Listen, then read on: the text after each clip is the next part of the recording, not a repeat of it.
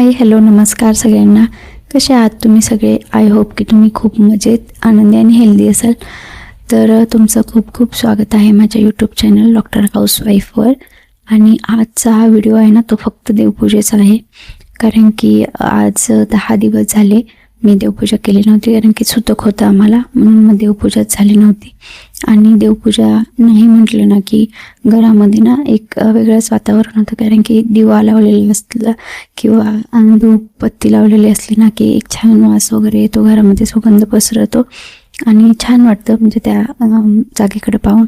आणि देवपूजा केली म्हणजे नसली ना केलेली की खूपच असं वेगळंच फील येतं देवाकडे पाहून. आणि सगळी फुलं वगैरे ना 10 दिवसात सुकून म्हणजे वाळून गेली होती लिटरली.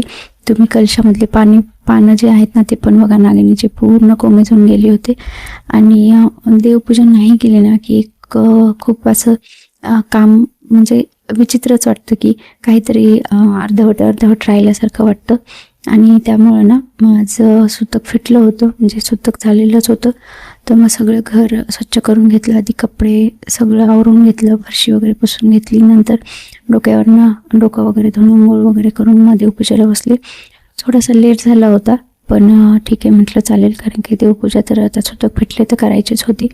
आणि हे आवरायला ना खूप वेळ लागतो, म्हणजे असं वाटत नाही की एवढा वेळ लागत असेल, पण बराच वेळ लागतो. सगळी भांडी वगैरे स्वच्छ करून घेतली, देव वगैरे ना सगळे स्वच्छ करून घेतली. कलशातलं पाणी होतं ते झाडांना टाकून सगळं घासून वगैरे ना स्वच्छ करून घेतलं आणि नवीन पाणी वगैरे भरून घेतलं.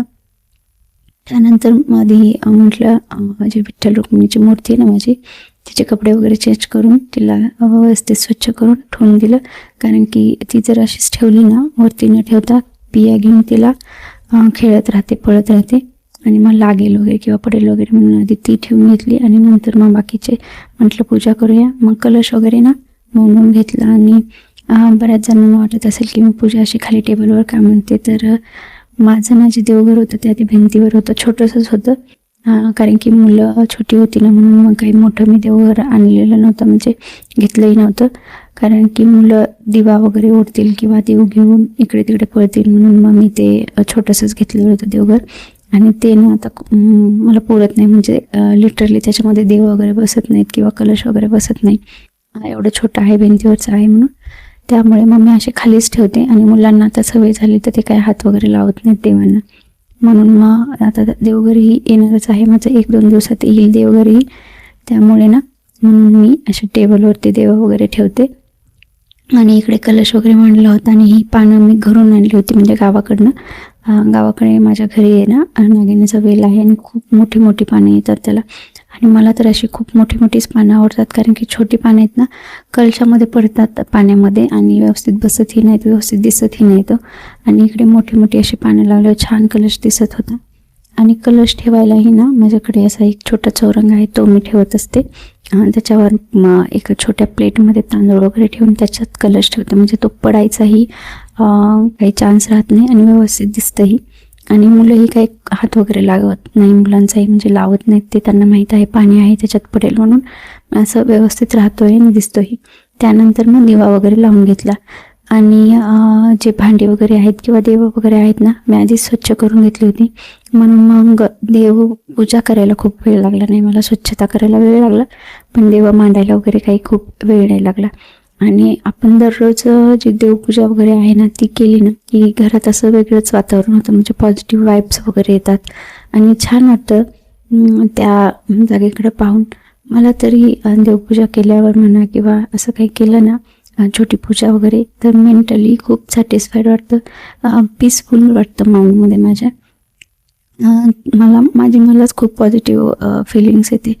आणि हे ना विठ्ठल रुक्मिणी किंवा जे बाकीचे छोटे छोटे देव आहेत ना ते स्वच्छ करून घेतलेले होते, त्याच्यामुळे ते ठेवायला वेळ नाही लागला. तर फक्त काय केलं, कोरड्या कपड्याने आपले पुसून वगैरे ना ते देव मी ठेवून दिले.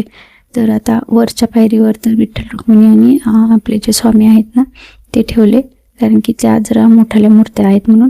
बाकीचे जे देव आहेत ना ते आपली पितळेची किंवा अष्टधातूची वगैरे आहेत ना ती आहेत छोटी छोटी. तर ती मग खालच्या 2 पायऱ्यावर वगैरे अशी बसून जातात. त्यामध्ये विठ्ठल रुक्मिणी, गणपती बाप्पा त्यानंतर आपली तुळजापूरची जी कुलस्वामिनी आहे ती, आणि जे छोटे आहेत ना ते कुबेर भगवान आहेत. मग खालच्या पायरीवर इकडे आपले शंकराची जी पिंड आहे ती, आणि त्यांच्या शेजारी अन्नपूर्णा, आणि नंतर मग आपले बालगोपाल जे आहेत ते, त्यांना मी असा ड्रेस वगैरे घालून घेतला.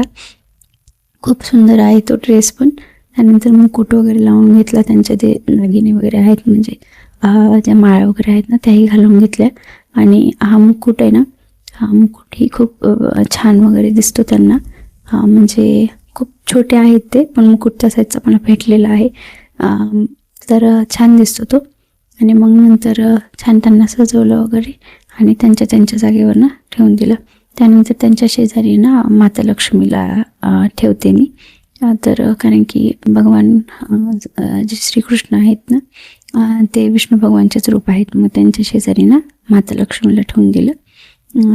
आणि त्याच्या खाली आहे ना जे आपले म्हणजे कवड्या वगैरे किंवा जे यंत्र आहेत ना, श्रीयंत्र, कासव वगैरे, हे ना असं तांदळामध्ये मी प्लेटमध्ये तांदूळ वगैरे ठेवलेले आहेत आणि मग त्याच्यामध्ये मी ते ठेवते. तर त्यानंतर म्हणजे जे मग आपली जी कमलगट्ट्याची माळ वगैरे आहे ना ती पण त्या श्रीयंत्रावरच ठेवून देते मी, अशी म्हणजे गुंडाळून वगैरे ती ठेवून देते. आणि माझ्याकडे रुद्रयंत्र वगैरे नाही आहे, ते मी घेणार आहे आता. ते नाही आहे माझ्याकडे. पण ह्या कवड्या वगैरे आहेत, मी अक्षय तृतीयाला वगैरे आणल्या होत्या त्या आहेत. त्या मी अशा 2 प्लेट्स आहेत छोट्या छोट्या, त्याच्यामध्ये तांदूळ ठेवलेले आहेत आणि मग त्यामध्ये ना मी अशा कवड्या त्या ठेवून देते. ठेवताना ना फार सटकतात हातामध्ये, कारण की खूप मऊ असतात ना. ठेवायला बराच वेळ लागतो. पाहायला तसा वेळ लागत नाही, पण व्यवस्थित ठेवायला त्यांना वेळ लागतो. असं छान ठेवल्या. आणि त्यानंतर मग सगळ्या देवांना वगैरे ना मी हळदी कुंकू आणि हे लावून घेतलं. आधी चंदन आणि नंतर हळदी कुंकू वगैरे लावून घेतलं. त्यांचे दागिने वगैरे सगळे घालून घेतले आणि खूप म्हणजे छान दिसतं हे सगळी देवपूजा वगैरे केली ना. आणि मला तरी असं खूप देवांना किंवा देवपूजा करताना किंवा त्या जागेला सजवायला, डेकोरेट करायला ना मला तरी फार आवडतं. आणि असं जी पूजा वगैरे आहे ना ती अशी मोठी किंवा सुटसुटीत अशी करायलाच मला आवडते. खूप कॉम्पॅक्ट किंवा खूप कमी जागेमध्ये मला असं आवडत नाही. कारण की कसं सुटसुटीत दिसलं पाहिजे आपल्याला, बघायलाही ते छान वाटलं पाहिजे. आणि त्यामुळेच ना माझं मंदिरही खूप दिवस झालं अडकून पडलेलं, म्हणजे जसं पाहिजे तसं भेटत नव्हतं. ते जे बनायला टाकलं तर मग त्याचं काही सामान भेटत नव्हतं किंवा खूप अवेलेबल होत नव्हतं, म्हणून वेळ लागत होता. पण फायनली 1-2 दिवसात वगैरे तरी येईल मंदिर. आणि खूप दिवसांपासून घ्यायचं होतं ते, खूप महिन्यांपासून ॲक्च्युली घ्यायचं होतं, पण आता शेवटी ते भेटेल. आणि त्यानंतर फायनली मग सगळे माझे देव आहेत ते मंदिरात जातील. तर असो, जेव्हा व्हायचं तेव्हाच गोष्टी होतात, आपण किती प्रयत्न केला तरी. त्यानंतर हा ना एक चांदीचा शिक्का आहे लक्ष्मीचा, तो मम्मीनं दिलेला आहे मला. तोही मी असं श्रीयंत्र आहे ना तिथेच ठेवून देते. त्यानंतर पूजा वगैरे झाली मस्त, आणि धूप वगैरे लावून घेतलं मी देवाला. अगरबत्ती वगैरे मी काही खूप फारशी लावत नाही, धूप वगैरेच लावते, कारण की मुलांना थोडं सहन होत नाही अगरबत्ती किंवा धूपचा खूप वास. त्यामुळे मग धूप ही थोडा वेळ ठेवते आणि नंतर बाहेर तुळशीजवळ वगैरे गॅलरीमध्ये ना ठेवून देते मी धूपही. तर छान मस्त पूजा वगैरे झाली आणि छान वाटत होता एवढ्या दिवसांनी पूजा करून. प्रसाद वगैरे ठेवला देवाला, ॲपल वगैरेच ठेवला, कारण की सुतकामध्ये मी काही केलेलं नव्हतं प्रसाद वगैरे असा स्पेशल, म्हणून ॲपल वगैरे ठेवला, पाणी वगैरे ठेवलं आणि अशी छान पूजा वगैरे करून घेतली. तर अशी तुम्हाला दाखवते मी माझी आता पूजा कशी होती ती. त्याची छान पूजा दिसत होती. तुम्हाला व्हिडिओ आवडला का किंवा पूजा आवडली का ते कमेंटमध्ये नक्की सांगा. व्हिडिओ आवडला असेल तर लाईक करायला, शेअर करायला विसरू नका आणि कमेंट करायलाही विसरू नका, कारण की काही जर चुकलं तर कमेंटमध्ये सांगा. चुकीतूनच माणूस शिकतो आणि कमेंट्स खूप महत्त्वाच्या असतात आपल्याला सुधारण्यासाठी. तर व्हिडिओ कसा वाटला ते नक्की सांगा. चॅनलला प्लीज सपोर्ट करा. भेटूया पुढच्या व्हिडिओमध्ये. तोपर्यंत बाय.